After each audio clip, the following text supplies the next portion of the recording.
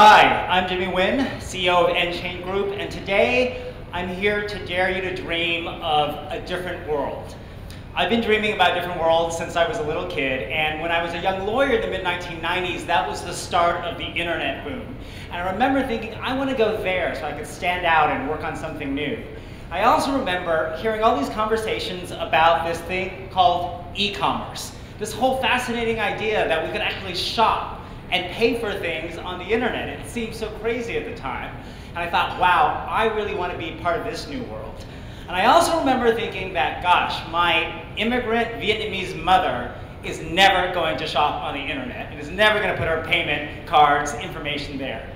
Now we can fast forward a couple of decades later, and we have clearly in our world generated a robust global e-commerce system. And it's amazing, and even mothers and grandmothers around the world do shop with e-commerce on the internet.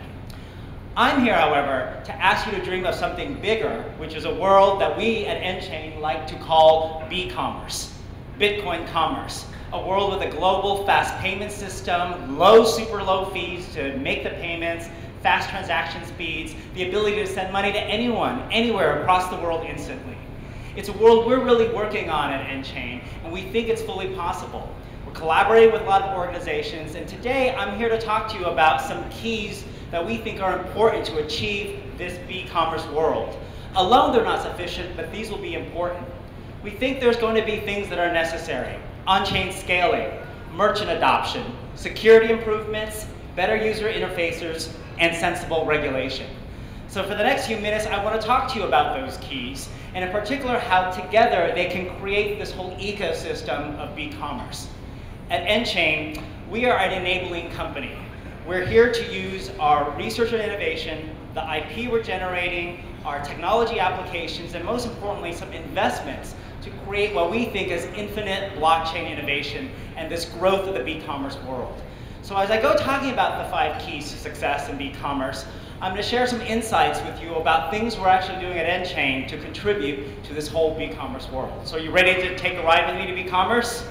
Yes, I know some of you are. Yes, lots of nods in the head. Let's start with the first key. It's the most important, so I want to spend the most time on this. And that's the need for massive on-chain scaling, and not just any type of on-chain scaling, scaling on Bitcoin Cash. To understand why, let's start at the very beginning. The Satoshi Nakamoto white paper was published in 2008, and it started Bitcoin and what is now this whole world of cryptocurrency. Its title tells us everything we need to know. Bitcoin, a peer-to-peer electronic cash system. Bitcoin was birthed with a vision to be a global payment system that you could use as daily cash. It had to be cheap, it had to be fast, it had to be something you could send to anyone. That's the vision. But it's not quite what has happened with the Bitcoin world. For anyone who has been paying attention, the legacy chain has remained with small blocks, 1 or perhaps 2 megabytes, depending on what day and chain variation you're talking about. Let's compare that to Visa. With 1 megabyte blocks, the legacy chain averages 3 transactions a second, or at its maximum, approximately 7. The global Visa network averages every day 2,000 transactions a second, and at its peak, such as during holiday shopping periods, 56,000 transactions a second. So the legacy Bitcoin chain, the way it's operating now, is no way going to create a global payment system that will rival Visa and MasterCard. And why is that? It's because of a philosophical debate and disagreement that has split the Bitcoin community into what's become a civil war over the last number of years. It's 2 different visions of thinking about what the Bitcoin blockchain should be. One vision is keeping the blocks small, the small blockers, and treating the Bitcoin blockchain as only a settlement layer, where the faster payments happen off-chain or in side-chain solutions, and you periodically settle those transactions to the blockchain. The other vision is the one we at nChain and many others in the community support, which is a much bigger block, higher scaled version of what the blockchain should be. And that's the Satoshi Nakamoto vision of treating it as a single peer-to-peer electronic cash system where all the transactions are actually validated and recorded onto the blockchain itself, but that requires massive scaling. There's a practical impact of what's happened with this debate, and we can see it in what's called the Mempool. Here's a diagram of the Mempool size over the last few years, with the last 2 years being 2016 and 2017. The Mempool is the queue the backlog of unconfirmed transactions on the Bitcoin blockchain. So if I want to send a Bitcoin transaction to my colleague Stefan, who's sitting in the room, I'm going to send it, but it could take a while to get confirmed and added to a block because the blocks have remained frozen at 1 megabyte and can only fit so many transactions every 10 minutes. That's caused a backlog, and as you can see by the size of the bubbles, over the last year and a half, they've gotten really big because it could take 4 hours, 6 hours, 8 hours for my transaction to reach Stefan wherever he is in the world. That's also created an economic impact with transaction fees rising. Here's data from bitinfocharts.com, which has transaction fees on the Bitcoin legacy chain for the past year, starting in February of 2017 to the end January of this year. As you can see over the last few months, the transaction fees have continued to spike higher and higher to the point where it could cost 20, 40, 60, 80 US dollars just to send a transaction. That creates this economic reality. If my partner Neil, who loves his Starbucks coffee in the morning, wants to get his $5 Starbucks coffee and wants to pay with Bitcoin because he loves cryptocurrency, it could actually cost him upwards of 20 US dollars to just send the transaction, which means that everyday people are not going to be using Bitcoin to make everyday purchases at that transaction rate. It just doesn't make any economic sense. And isn't it ironic even that the Bitcoin community itself is seeing this? Just last week in Miami, Florida, there was a Bitcoin and blockchain conference that was accepting Bitcoin and cryptocurrency to pay for the registration to attend. But in the week before the conference, it posted this on its website saying that it was going to stop accepting cryptocurrency because of network congestion. And we know what that means, high fees. The fees got too high. So how do we solve this? And how do we restore the vision of what Bitcoin should be? Well, that's what birthed the fork of Bitcoin Cash on August 1st last year. Here's a diagram we used to help visualize it. You had the original chain. It continues on in what we now call the SegWit chain because it incorporated segregated witness. And that's continuing with one vision. Bitcoin Cash is continuing up top with a different vision. What's the difference? The legacy Bitcoin chain remains at these 1 or 2 megabyte blocks with the small blocks. Bitcoin Cash was birthed, as you can see in the middle, with initial default block size of 8 megabytes, significantly higher and bigger size. That's still not enough, by far, to rival Visa and MasterCard in terms of throughput capacity. So there's already a roadmap to how to increase that and massively scale the network. The key Bitcoin Cash developer groups have been in communication with each other and with us at nChain and other groups to lay a roadmap for periodic upgrades to the software protocol, which will happen starting on May 15th of this year, and then another one 6 months later in November. That's going to plot out a plan to increase block size, restore functionality from opcodes and other things in the scripting language, and implement other changes. For the May upgrade, there's a target of raising the block size to a default of 32 megabytes, which would significantly expand the scale of the network. Again, still not quite enough to get to Visa and MasterCard levels, but what if we could dream really big? What could if we dream of a world where our mothers and grandmothers are doing this at light speed because the blocks got to 1 gigabyte, which is 1,000 megabytes. We believe in it, and so too do the people at Bitcoin Unlimited. And that's why we have co-funded and partnered with them in a GigaBlock testnet initiative. Because we recognize the community will only support blocks of that size if they feel they're safe and secure for the network. So they are running a GigaBlock testnet initiative. In October of last year, the BU team successfully mined and propagated the world's first 1 gigabyte block.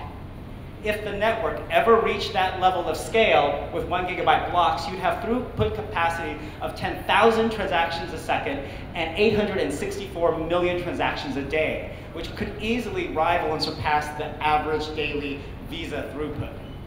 But what if I could ask you to dream of an even bigger and more powerful world than that with Bitcoin? What if we could think that 1 terabyte blocks, 1 million megabytes, could be possible? It's actually a dream that we at nChain didn't start. The idea we first saw from Johannes Vermerel, who's the CEO of a company in France called Locad, which specializes in quantitative supply chain management software and technology. He wrote this blog post predicting that terabyte-sized blocks are possible, and possible only on the Bitcoin Cash chain. That has led to him writing about what that means from a practical perspective. A 1 terabyte block added approximately every 10 minutes can contain 4 billion Bitcoin Cash transactions and provide capacity of 7 million transactions a second. He writes that if you assume a worldwide population of 10 billion humans, then a terabyte-sized block offers the capacity to have 50 transactions per human per day. Actually a bit higher because he's rounding down. And that would appear sufficient to cover all human-driven activities. And by human-driven activities, we're not just talking about finance and payment activities, because most of us don't do 50 a day. But this could be a network that powers transactional and data capacity. For example, the communication between devices for the Internet of Things future we keep hearing about. This opens up a dream of a much more powerful and valuable Bitcoin Cash network. So powerful that we, along with LoCAD and our friends at CoinGeek, which is the fast-growing cryptocurrency media outlet, have partnered together in an announced deal that was publicized last week for what's called the Terra project. It's a project birthed by LoCAD and Johannes, and it helps solve and prepare for a technical issue that will occur one day if blocks get that size. And that's to deal with what's called the UTXO database. That's the database of unspent transactions.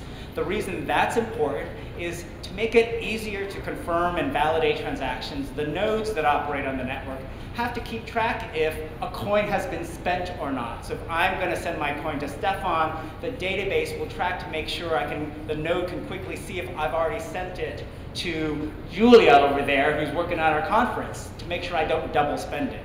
If the blocks get to 1 terabyte size, that database of UTXO will grow exponentially even more and become very cumbersome and perhaps very expensive for nodes to manage. So Johannes smartly is already predicting if 1 terabyte size blocks become possible, we're going to have to do something and make it easier and more efficient to manage that UTXO database. So this is laying a technical roadmap to get there. He's developing a standardized microservice API and high performance nodes to optimize the UTXO database. We at nChain are providing technical advice as well as licenses to some of our relevant IP that can help the situation. And CoinGeek is funding this because it requires developers and management for LoCAD to run, contributing up to 3.6 million euro or $5 million US in what will eventually be open source provided software for free, but only for usage on the Bitcoin Cash chain. So this is an example of one of the things we are doing at nChain, along with partners, to contribute to the vision of that chain, Bitcoin Cash, low fees, fast transactions, as opposed to the chain that's running right now on the legacy. Those are the two different visions which will help you understand why massive scaling of Bitcoin Cash is the key, we think, to a bCommerce world. So now let me more quickly go through the 4 remaining keys, because you understand why scaling is so important. But once you scale, you got to get merchants using it, because right now most people acquire the Bitcoin and they hold it for investment. For Bitcoin to really grow in value and usage, people have to start using it. And we are very focused this year at nChain on how to enable and encourage merchant adoption and usage of Bitcoin. And here's why we are doing it. We need to help educate, and we need all of you in this room and in the community out there to help educate merchants as to why they should be accepting Bitcoin, in particular Bitcoin Cash. It's cheaper. Credit card payments. Right now, merchants paying about 2 to 3% per transaction as a fee, plus a base fee which can be as high as 30 cents. Bitcoin, technically, it's actually free for merchants to use, but merchants usually have to adopt some technology solution to make it easy for them. So Coinbase and BitPay provide some solutions. They usually charge about 1% for that, and maybe a small fee for converting back to a local fiat currency.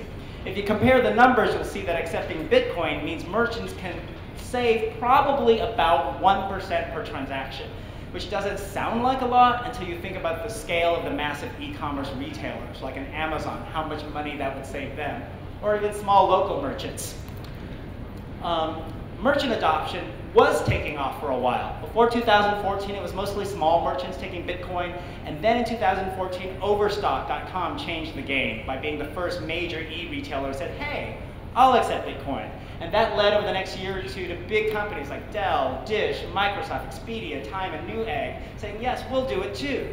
And then it also led nonprofit organizations such as the American Red Cross and Wikipedia to accept Bitcoin at the time, which is really important because for them, the cost of getting charitable contributions needs to be as low as possible. But something has changed, and JP Morgan, in a report that it issued at the end of last year, concluded that retailer acceptance of BTC is declining. And a perfect example of that is Steam, the online gaming distributor, which just last month before Christmas announced that it was dropping legacy Bitcoin as a payment option because the fees got too high. What used to cost 20 cents was starting to cost $20 to pay for a transaction. So the best way to visualize the impact of all this is to look at this chart. This is from December 26th, the day after Christmas, last month, 2017, comparing both the average transaction fee in the gold and in the dark blue, the median transaction fee for each of these major cryptocurrencies. Legacy Bitcoin, median transaction fee of $23.33 and an average of $44.67, whereas Bitcoin Cash was well under the 50-cent level at that time. No one's going to buy a cup of coffee when it costs $23 to actually pay for that cup of coffee using legacy Bitcoin. They will do it, however, with Bitcoin Cash. BitPay further reinforced this by, in December also, announcing it was going to start accepting Bitcoin Cash. And it said quite clearly in its blog post announcing this, Bitcoin Cash allows for payments with significantly faster network confirmations and significantly lower miner fees. And if that's not enough to convince you, we did a bit of a math exercise to try and calculate how much Amazon would have saved if it used Bitcoin or Bitcoin Cash as a payment vehicle for all of the transactions it did over Black Friday shopping weekend over Thanksgiving of last year, which in the US is the biggest shopping weekend of the year. During those 2 days, they processed 12.78 million online transactions. If they had accepted the legacy Bitcoin for all of those transactions, average fees those 2 days were $6, they would have paid $76 million. Had they accepted Bitcoin Cash for those 2 days, the average transaction fee was 20 cents.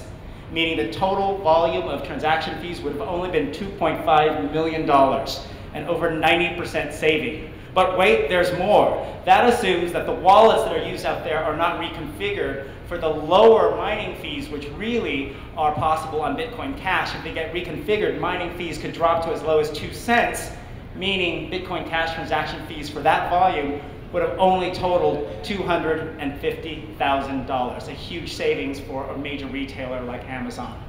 That's the future we want to see with Bitcoin Cash because of these simple advantages: lower transaction fees, foreign currency exchange rates and costs being minimized, instant payment confirmations, so the exposure financially of chargebacks is less to merchants. And finally, auto-renewing payments, which are very common today with things like your Spotify account or Netflix or Dropbox. They can be automated on the blockchain with smart contracts to make it automatically paid, and you don't have to worry about whether a customer's credit card is expired or not. In fact, at nChain, we've got a pending patent application for an invention to do just that. It's, I think, the future to help merchants. Key number 3, security improvements. We need to get more consumer confidence in the security of cryptocurrency. We know that. There have been hacks that have caught the news, and people do get concerned. So at nChain, we've been working on some of these innovations. I'm going to describe quickly a couple of them to you. We don't have time to go over every bit of detail about them, but it'll show you the kinds of things we're trying to do to improve security. One of our pending patent applications is an invention for a technique called the Deterministic Key generation technique. And it enables parties on a network or nodes to be able to securely communicate with each other without having to store a common secret, which could be vulnerable to a hack attack. And that provides increased security options for digital wallets of any kind. Here's a basic diagram to explain how this works at a simple level. Let's say you have 2 companies or parties on a network, Alice and Bob. They'll exchange each other's public keys, which is pretty common in this type of key system. They'll keep their own private keys. They'll also exchange at the top, as you see, a message. Based upon that message, they will create what's called a deterministic key. Deterministic in the sense that it will generate the same key upon multiple executions of the key generation algorithm. Using the deterministic key, the first party, Alice in this example, will create an updated version of her own private key and an updated version of Bob, the other party's public key. And using those updated versions, which are generated based upon this deterministic key, Alice can then generate a common secret. Bob will do the same on his end in the reverse. And the magic here is that they both can reach the same common secret independently because of the deterministic key. They don't have to send the common secret to each other. They don't have to store it. And because of that, it provides a more secure way to send some type of confidential information, such as private key data, and communicate it with someone else because you can independently derive it. It means that, for example, wallets and exchanges for crypto can one day manage your coins without ever having to actually hold your private keys and make them vulnerable to a hack attack, such as what happened with Mt. Gox in Japan a number of years ago.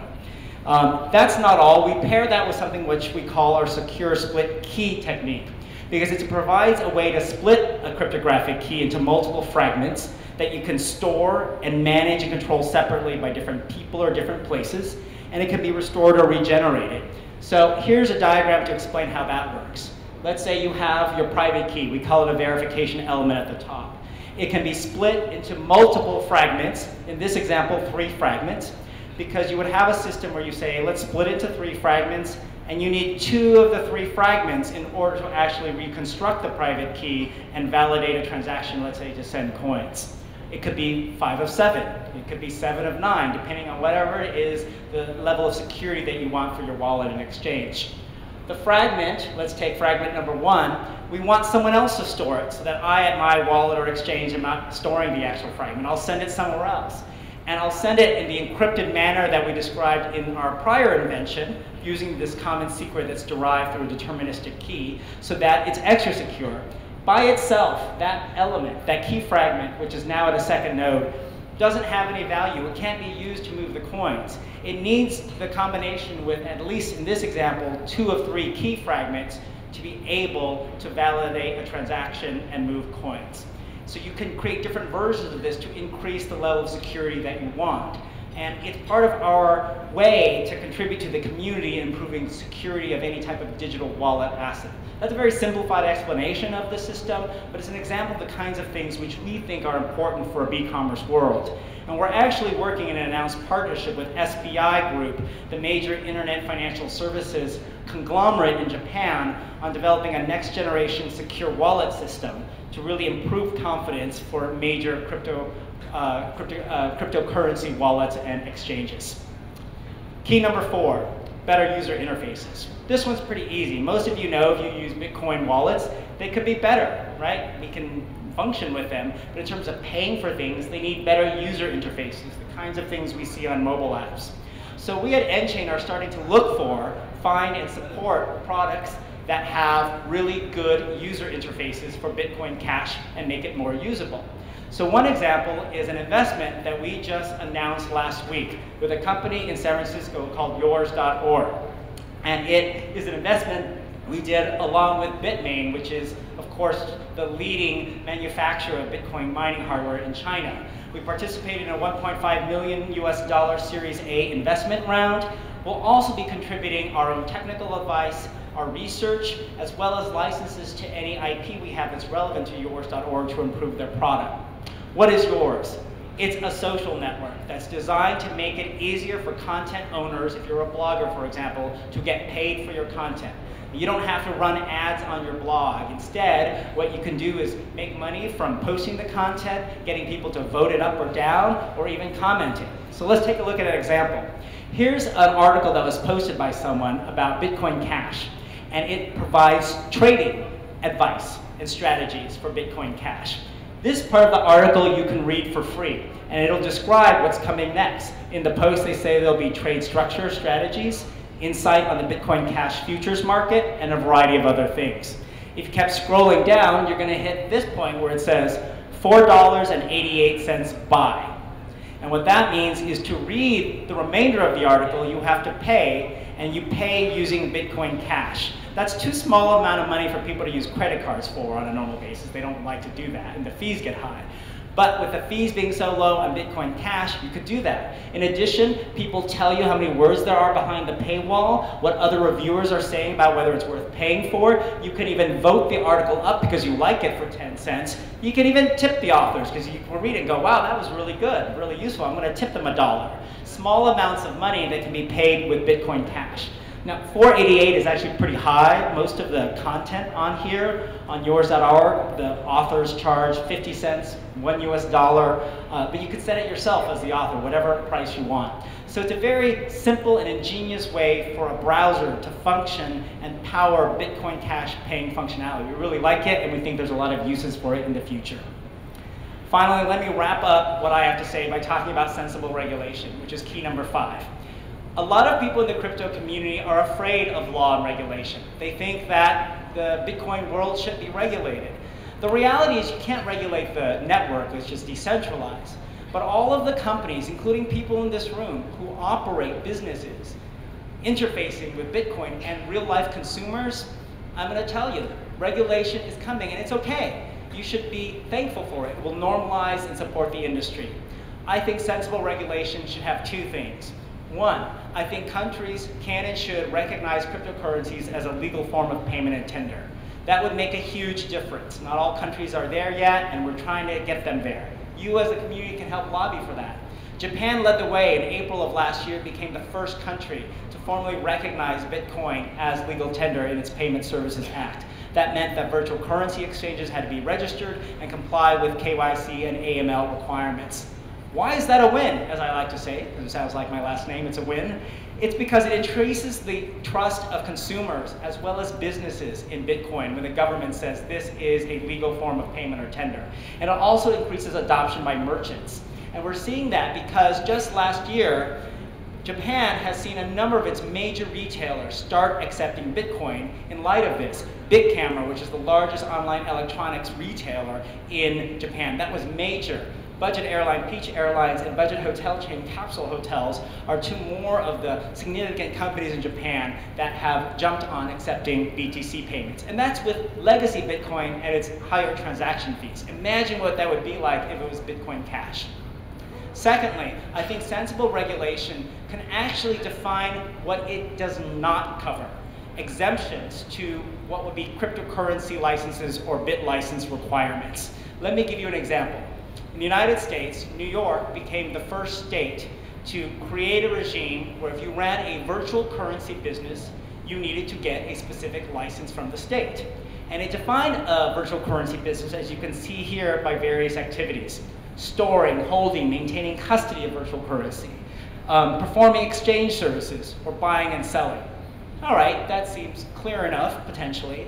But there's always gray areas when you're regulating and writing laws. And I think it would be helpful when governments are actually creating these bit license or virtual currency business licenses to start describing or publicly saying what they do not cover to eliminate gray areas. For example, if you're merely a software developer or provider that provides technology on the back end to an exchange, do you need a license? For example, some jurisdictions do require that in the online gaming world, but it's not really clear whether that's necessary in virtual currency, and it would help the industry to know that, for example, a software provider does not need a license. It would give them more room to act. Multi-signature software and wallet providers, that's a unique thing in the virtual currency sphere.